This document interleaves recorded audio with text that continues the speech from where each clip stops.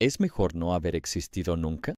Algunas personas creen que, en efecto, sería mejor si ninguna vida sintiente llegara a existir. El antinatalismo es la postura filosófica que sostiene que la procreación es moralmente incorrecta y, por lo tanto, deberíamos evitarla. Algunos antinatalistas piensan que solo los humanos deberían dejar de tener hijos. Otros creen que todos los seres sintientes estarían mejor si nunca hubieran existido. ¿Pero no está mal oponerse al nacimiento de los niños? ¿Por qué alguien estaría en contra de la creación de nueva vida? Uno de los filósofos antinatalistas más conocidos de la actualidad es David Benatar. Ha escrito varios libros, entre ellos Mejor no haber existido, en el que explica en detalle sus ideas antinatalistas. Benatar sostiene que venir a la existencia siempre es un daño grave y, por lo tanto, siempre está mal traer nueva vida sintiente al mundo. Por lo tanto, prevenir la procreación es lo mejor que podemos hacer por nuestros posibles hijos, ya que quienes no han llegado a existir están libres del sufrimiento de la vida. Así que su postura antinatalista no proviene de un odio hacia los seres sintientes. Proviene de la compasión, porque busca prevenir el sufrimiento ineludible que resulta de nacer. El antinatalismo es un tema controvertido que choca con la visión del mundo de muchos. La mayoría probablemente se opone a la idea del antinatalismo, considerándola misantrópica. Después de todo, ¿no es un poco extremo acabar con toda la vida sintiente solo para erradicar el sufrimiento? Este video explora la postura filosófica del antinatalismo. Por favor, ten en cuenta que este ensayo es solo una exploración, no una aprobación.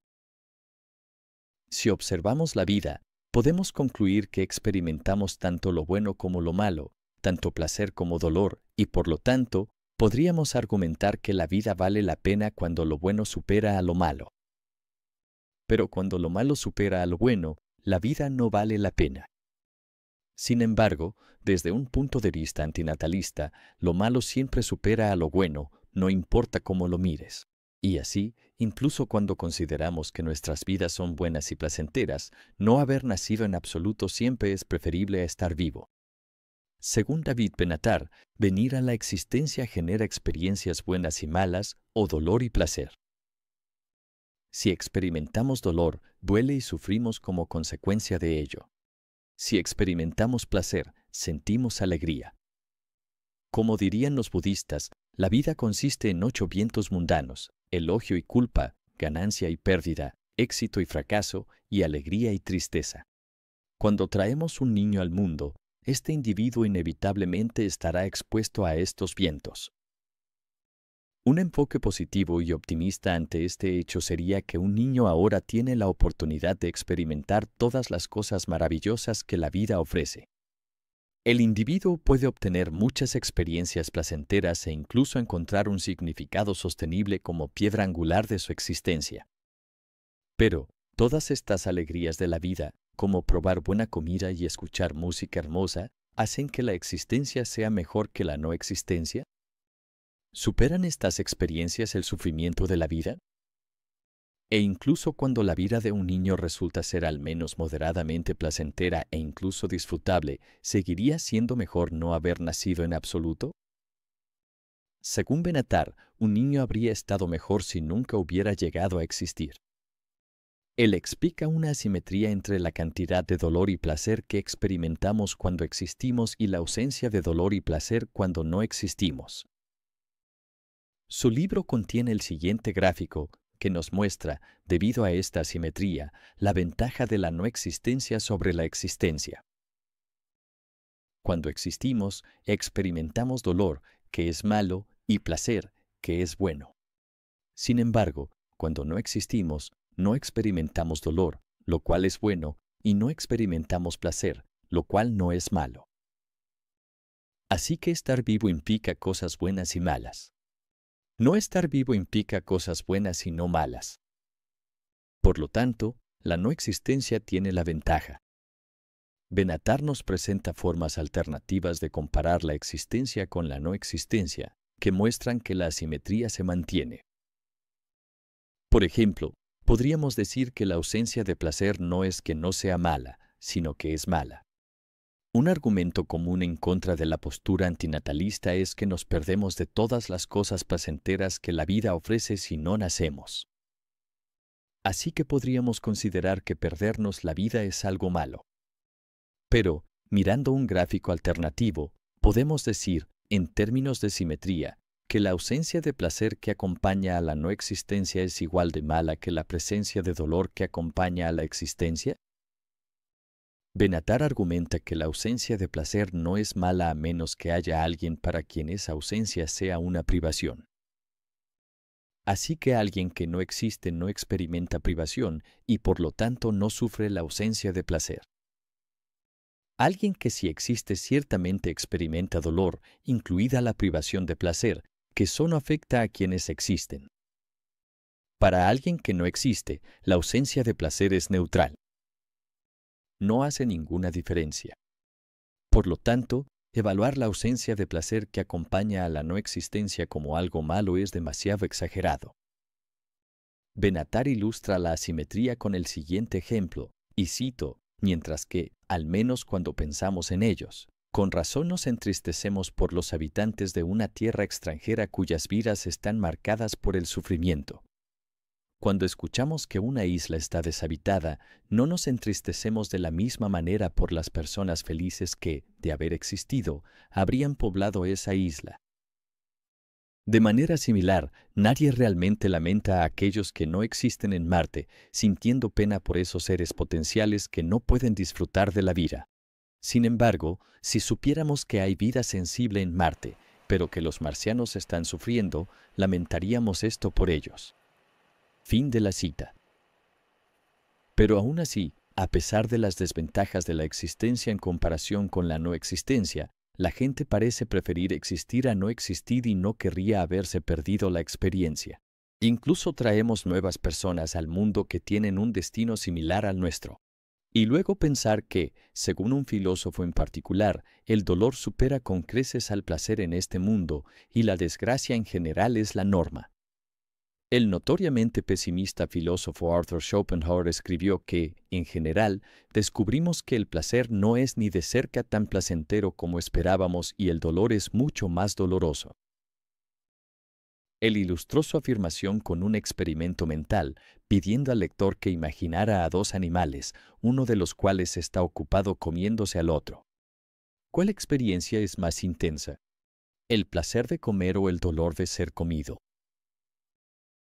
A diferencia de la no vida, la vida consiste en una tragedia constante y si procreamos, creamos más vida y, por lo tanto, más sufrimiento. El nacimiento en sí es angustiante para la madre y después de que el niño es arrojado a la existencia sin siquiera pedirlo, su futuro es sombrío. Imagina cómo las personas, incluso los niños, luchan con traumas y otros problemas psicológicos y soportan regularmente dolores corporales y enfermedades. Muchos viven en zonas devastadas por la guerra o en extrema pobreza, experimentando hambre y falta de hogar. Muchos otros, aún sin carecer de comodidad, riqueza y seguridad, toman antidepresivos y sufren adicciones. E incluso si nuestras desgracias son pocas, aún experimentamos la insatisfacción inherente a la existencia, la cual exploraremos más adelante. No escaparemos del estado degenerativo del envejecimiento, que finalmente resulta en la muerte. Toda la noción de la muerte es en sí misma una fuente de sufrimiento, ya que muchas personas temen a la gran oscuridad desconocida que precede y sigue a la breve interrupción que llamamos vida. La otra ignorancia sobre quiénes somos, por qué estamos aquí y hacia dónde vamos es un dolor existencial profundamente arraigado en la vida humana. Schopenhauer describe la juventud temprana como estar en un teatro antes de que se levante el telón, esperando con ansias y esperanza que la obra comience, bendecidos por la ignorancia de lo que sucederá. Cito, si pudiéramos preverlo, hay momentos en que los niños podrían parecer prisioneros inocentes condenados no a la muerte, sino a la vida, y que aún no son conscientes de lo que significa su sentencia. Sin embargo, todo hombre desea llegar a la vejez. En otras palabras, a un estado de la vida del que se puede decir, hoy está mal y mañana estará peor, y así sucesivamente hasta lo peor de todo. Fin de la cita.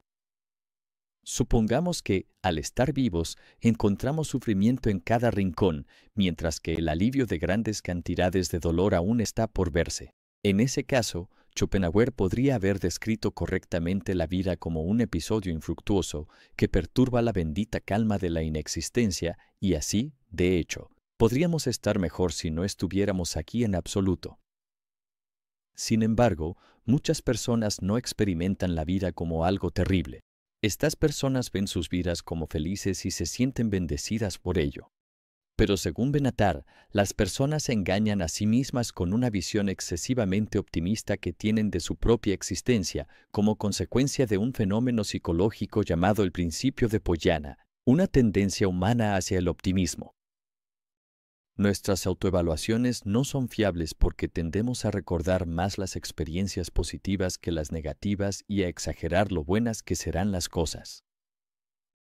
Además, los seres humanos se adaptan muy bien a las situaciones y basan sus evaluaciones en comparaciones con otros, en lugar de contemplar un punto de vista cósmico más objetivo, considerando que la gran calma de la no existencia podría ser en realidad un estado mejor. Así que la manera en que evaluamos nuestras vidas es subjetiva más que objetiva, y realmente no podemos imaginar cómo sería liberarnos del sufrimiento porque es todo lo que conocemos. La idea budista de la iluminación, un estado en el que el sufrimiento cesa, incluye escapar del ciclo de renacimientos. Nirvana, la libertad definitiva del sufrimiento, significa que no volvemos a nacer en esta existencia dolorosa, también llamada samsara. Y así, el budismo parece seguir una lógica antinatalista que no hay sufrimiento en la no existencia. Por lo tanto, la no existencia o el escape del ciclo de renacimientos es preferible a la existencia, que es inherentemente dolorosa.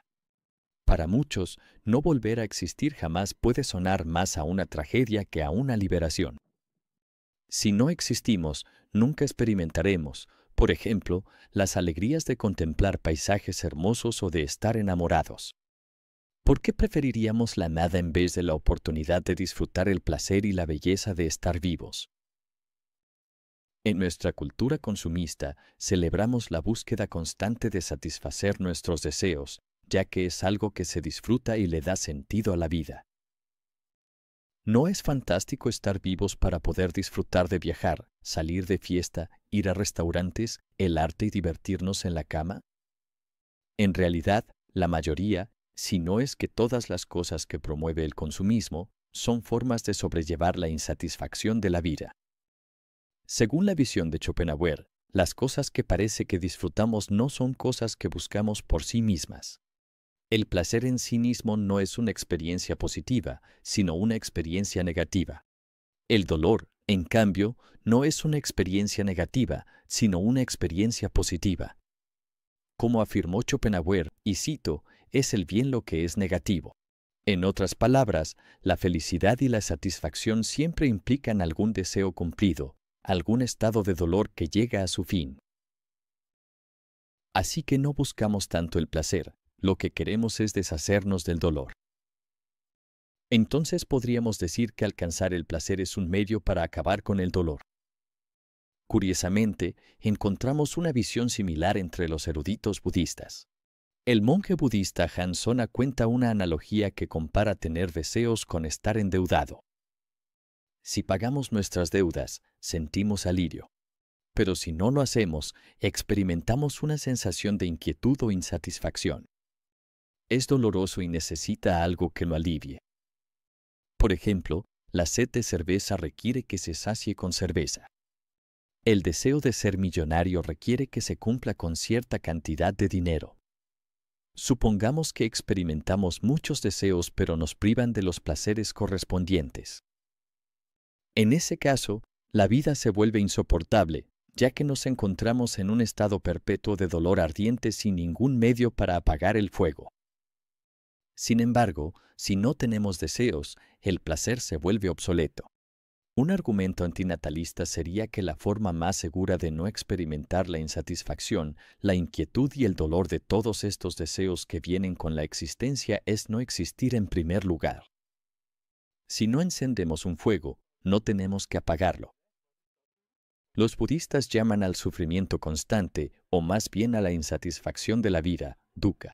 De nuevo, alcanzar el nirvana libera a uno del dukkha y lo libera del ciclo de renacimientos. Para un antinatalista, es bastante alentador ver que dentro de una de las principales religiones del mundo, el logro más alto que se puede alcanzar es no volver a nacer jamás. El antinatalismo puede ser tanto misantrópico como filantrópico. Los argumentos de David Benatar surgen tanto de la compasión como del desagrado hacia la humanidad. Al observar la historia humana, podemos ver que somos capaces de causar un gran daño tanto a los demás como a nuestro entorno. Solo tenemos que mirar los horrores de la Segunda Guerra Mundial, la forma en que tratamos a los animales en los mataderos o cómo contaminamos los océanos. Considerando todos estos defectos de nuestra especie, ¿no sería mejor si simplemente no estuviéramos aquí? El antinatalismo filantrópico presentado por David Benatar es bastante compasivo con la humanidad y con todos los demás seres sintientes, ya que reconoce su sufrimiento y ofrece una manera de detener la continuación de nuestra miseria colectiva. Como estarían de acuerdo los budistas, con la existencia siempre viene el daño. Cualquier niño que nazca en este mundo experimentará dolor y causará dolor a otros seres, aunque la magnitud varíe según la persona. Ya sea dolor físico, el dolor de la pérdida o el dolor de la insatisfacción, siempre hay algún sufrimiento involucrado. Incluso los monjes budistas que alcanzaron el estado de iluminación sin sufrimiento, sufrieron antes y, muy probablemente, aplastaron uno que otro insecto. Y así, un antinatalista que argumenta que venir a la existencia siempre es un daño grave adopta una postura racionalmente sólida. Si no venimos a la existencia en primer lugar, no sufriremos daño ni lo causaremos. Además, no sufriremos la ausencia de placer porque no estamos privados de él. Sin embargo, la gente en general sin duda dejará de lado estos argumentos racionales, afirmando que traer nuevas personas al mundo es bueno e incluso moral. Pero desde el punto de vista antinatalista, ¿cómo podría serlo? Suponiendo que los padres aman a sus hijos, ¿no es lo más ético que podemos hacer por nuestros hijos no realizados el nunca traerlos al mundo en primer lugar, si eso los libra de un daño significativo? Los seres sintientes, en general, están biológicamente impulsados a procrear. Tenemos hijos simplemente porque es lo que hacemos, muchas veces sin pensarlo demasiado. Además, la gente procrea para darle sentido a sus vidas, pero no se preocupa por las consecuencias dolorosas que implica para los propios hijos el hecho de existir. Mucho menos se plantean la posibilidad de que un niño podría estar mejor si no hubiera nacido. Luego, cuando estos niños crecen, también procrean para obtener los mismos beneficios que sus padres, y lo mismo hacen sus hijos y los hijos de sus hijos. Benatar llama a esto un esquema Ponzi procreativo. Es un esquema Ponzi en el sentido de que, eventualmente, va a colapsar y las últimas personas tendrán que pagar un precio, y lo pagarán, afirmó en una entrevista. Nuestros hijos sufrirán. Ellos sentirán dolor, les romperán el corazón, serán abusados de una u otra forma, sufrirán dolor físico y desgracias como la pobreza, la adicción, la guerra, la enfermedad, la pérdida de seres queridos y, al final, la muerte. E incluso si la vida los libra en gran medida de las desgracias, experimentarán la insatisfacción perpetua de estar vivos. Por otro lado, por muy defectuosos que seamos como especie, es plausible que nuestros hijos dañen el medio ambiente y a otros seres sintientes. Por lo tanto, desde el punto de vista antinatalista, venir a la existencia siempre es un daño grave. Supongamos que estamos de acuerdo con los argumentos pesimistas de Schopenhauer y Benatar, que nos muestran que habría sido mejor para nosotros no haber existido nunca. ¿Qué deberíamos hacer ahora que ya estamos aquí? ¿Deberíamos pasar nuestras vidas lamentándonos por un destino desafortunado? ¿Deberíamos intentar destruir la vida consciente como una forma de reducir el sufrimiento? ¿Deberíamos, por la misma razón, acabar con nosotros mismos? El argumento antinatalista de que lo mejor es no venir a la existencia en primer lugar no implica que debamos causar dolor o involucrarnos en la autodestrucción si tenemos la mala suerte de estar vivos. Sugerencias así se pasan de la raya, impulsando justo aquello que queremos reducir, que es el sufrimiento. Además, hay una diferencia fundamental entre quitar la vida después de que ha sido creada y prevenir que la vida sea creada. También hay una diferencia entre una vida que no vale la pena empezar y una vida que no vale la pena continuar. No haber nacido puede ser lo mejor, pero lo segundo mejor podría ser una vida que valga la pena vivir. Incluso podríamos encontrar algo de sentido, por ejemplo, ayudando a otros a hacer la vida más llevadera. Después de todo, nadie pidió estar aquí, así que todos somos compañeros de sufrimiento, una realización que podría ser una fuente inmensa de compasión. Gracias por ver el video.